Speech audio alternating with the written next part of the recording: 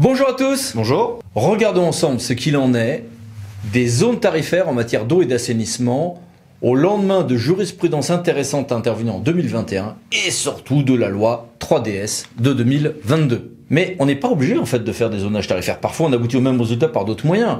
Par exemple, j'adhère à un syndicat pour une partie de mon périmètre, ça compte 61 du CGCT. Oui, ou je peux aussi conclure des conventions qui me permettent d'avoir une forme de sectorisation avec même des modes de gestion différents. Oui, convention dont le régime d'ailleurs a été modifié par les lois engagement de proximité et 3DS. D'ailleurs, je peux faire des zonages de modes de gestion. Tout à fait, c'est-à-dire que je ne suis pas condamné à être que en régie ou que en DSP, je peux même avoir plusieurs DSP. Et puis, je peux aussi avoir une autre forme de zonage, qui est le zonage tarifaire. C'est l'objet de notre vidéo. Parce que le principe d'égalité des usagers, pas plus que celui des contribuables d'ailleurs, n'impose une égalité, un égalitarisme de traitement. Si j'ai des différences de situation, largement appréciées par le juge, je peux avoir des différences de traitement en droit, sous réserve des droits propres à tel ou tel service public, restauration scolaire, transport, etc. Voici quelques jurisprudences. Alors, pour les services des eaux, il en existe un petit paquet. Mais la plus importante est la décision Narbonne Liberté 89, qui a fixé les règles du jeu, je dirais, en la matière. Mais voici quelques autres décisions en la matière. Cette jurisprudence Narbonne Liberté 89, qui a été rendue par le Conseil d'État en 1996, a été brillamment confirmée en 2021, même avec d'ailleurs des micro-zonages justifiés. Et le juge nous dit bien, je peux faire ces différences tarifaires pour des raisons de différence de situation face au service, et même en cas de nécessité d'intérêt général, notamment au regard des dénivelés. Et le Conseil d'État a rendu un arrêt extrêmement clair sur ce point. En voici les détails. Oui, mais pourquoi zoner ? D'abord parce que c'est utile. Oui. Puis, ça permet de lisser en douceur, notamment dans un contexte où on n'a pas, contrairement au secteur comme les déchets, de textes qui organisent ce lissage. N'employez d'ailleurs pas le terme de lissage, mais bien de zonage. Et ça permet aussi de répondre à une forme d'anti-jeu, comme on le verra quand on évoquera la décision commune de la mode Ternant, mais n'allons pas trop vite.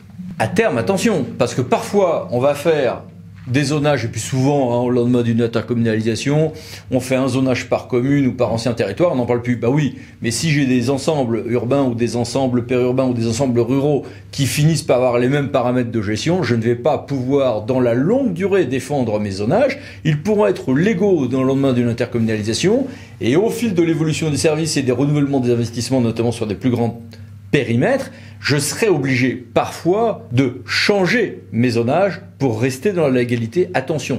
D'ailleurs, parfois, on va harmoniser pour l'eau potable, par exemple, petit à petit, les tarifs sur la distribution, qui sont à peu près les mêmes partout, parfois sur le transport, et pas sur la production, où là, il y a des vraies différences. On regarde notamment de l'abondance ou pas de la ressource. Ce qui permet d'ailleurs, en général ça se négocie lors de l'adhésion ou de la construction de grands ensembles, quand il y a des différences importantes quant au coût de la ressource initiale. Ce n'est pas toujours vertueux, mais ça fait partie des choses qui se négocient. Le zonage géographique, ce n'est pas automatique. Il y a affaire à faire aussi avec la trésorerie, les contentieux et les contrats. Et là-dessus, il faudra donc à chaque fois justifier notre zonage, ils sont bien fondés, à la différence d'autres services publics où là, il y a une vraie automaticité. C'est là où la loi 3DS change un petit peu la donne. À la base, vous le savez, on a des seuils à 500 habitants, à 3000 habitants, communes de 3000 habitants ou interco n'ayant que des communes de moins de 3000 habitants, où je peux fusionner les budgets eau et assainissement collectif et financer du budget général, M14 par exemple, vers le budget M49. Très bien. Et sinon, je n'ai que des dérogations assez limitées notamment en cas d'investissement nouveau. Mais ça, c'était avant la loi 3DS. Parce que la loi 3DS, désormais, sans critère de taille, permet un flux du budget M14 au budget M49. Et donc, quand je dis sans critère de taille, en s'affranchissant du seuil des 3000 qui est évoqué juste avant, lorsque le fonctionnement du service public exige la réalisation d'investissements qui, en raison de leur importance, ne peuvent être financés sans augmentation excessive des tarifs. Ça dessert les taux, manifestement. Également, lorsqu'on est dans une phase d'harmonisation des tarifications. Et là, on revient sur notre zonage tarifaire qu'on évoquait précédemment. Ce qui conduit au nouveau tableau avec en rouge ce qui change. Donc, on peut désormais avoir un financement du budget général vers le budget M49 en cas d'investissement nouveau, y compris pendant la part d'harmonisation des tarifications de l'eau et de l'assainissement après la prise de compétence. Ce qui veut dire que je peux faire, sans que je sois, contrairement aux déchets, engoncé par un calendrier fixé par la loi pour harmoniser progressivement mes tarifs si je le veux, et le temps de ceci, si je le justifie par le déséquilibre du service, je pourrais prévoir ce financement transitoire Et est-ce que même, du coup, ce financement, je ne vais pas le prendre en compte dans une éventuelle attribution de compensation si c'est la communauté qui paye? La question, clairement, se pose, mais n'allons pas trop loin sur ce terrain qui est compliqué. Et puis, il y a un autre cas. Eh bien, le zonage tarifaire est aussi une forme de riposte, une forme d'anti-jeu lors du transfert de certains membres. Ça arrive. Là, je pense que tu te réfères aux jurisprudences Lamotte-Ternant. Alors, Lamotte-Ternant, à la base, je transfère une activité ou je la récupère. J'ai un transfert des biens, droits, obligations qui vont avec, y compris de la trésorerie. C'était le cas, par exemple, en cas de retrait de syndicat, c'est l'arrêt CASA. Oui, mais dans l'arrêt Lamotte-Ternant, le Conseil d'État, plutôt à mon avis mal inspiré ce jour-là, nous a dit que telle trésorerie, tu le transfères que si tu le voulais bien. Ah bon? Résultat, c'est choquant. Nombre de communes ont pu garder des trésoreries positives considérables dans des domaines où des investissements énormes étaient à faire. Surtout que des communes, anticipant le transfert de la compétence, ont pu parfois freiner les investissements tout en gardant les mêmes niveaux de redevance. Et en plus, dans un service où la redevance doit payer le service, eh bien, capter les excédents lors du transfert, c'est un peu aussi déposséder les usagers des sommes qu'ils ont versées pour le service public. Alors vous allez me dire, mais oui, mais alors attendez, s'ils ont une trésorerie excédentaire alors qu'ils sont en retard d'investissement, c'est donc qu'ils avaient une redevance illégale excédentaire. Bah oui, sauf que ça ne s'est vu que si on a attaqué la délibération tarifaire ou la facture, la redevance. Mais une fois que la trésorerie est acquise, même en réalité illégalement, j'ai le droit, si je n'en ai plus besoin, de la retransférer. Ça, c'est combinaison entre le CGCT et l'arrêt Bandol de 99, combiné avec l'arrêt Lamotte-Ternant qui permet de garder le trésor mal acquis. Franchement, ils étaient fatigués ce jour-là. Eh bien, on se retrouve donc avec un hold-up communal dans certains cas et l'interco qui récupère un service pour lequel il va y avoir un mur d'investissement devant nous, sans même le transfert de ce qui en réalité était ou aurait dû être un trésor de guerre amassé pour un futur autofinancement de ces investissements. Ceci dit, si j'avais un plan pluriannuel d'investissement, est-ce que du coup la somme n'était pas déjà affectée à transférer? Est-ce que des jurisprudences antérieures en ce sens ne seraient pas encore tout à fait activables et soulevables, invocables en dépit de l'arrêt Lamotte-Ternant? La question se pose. Et puis la loi est intervenue. Oui, la loi engagement proximité de 2019 a prévu, il est vrai, un dispositif permettant de, on va dire en quelque sorte, forcer le transfert des excédents lorsqu'on atteint un taux de fuite élevé sur la commune en question. Mais enfin, ça s'applique pour l'eau, pas pour l'assainissement. Faut-il qu'il y ait un zonage? Alors, c'est pas vraiment un zonage. Non, c'est le schéma de distribution d'eau potable. Un zonage. Les termes zonage étant parlé dans le texte. Il faut qu'on ait une discussion état financier et qu'on ait un taux de perte en eau. Alors, c'est bien gentil, mais enfin, c'est un indicateur un peu primaire.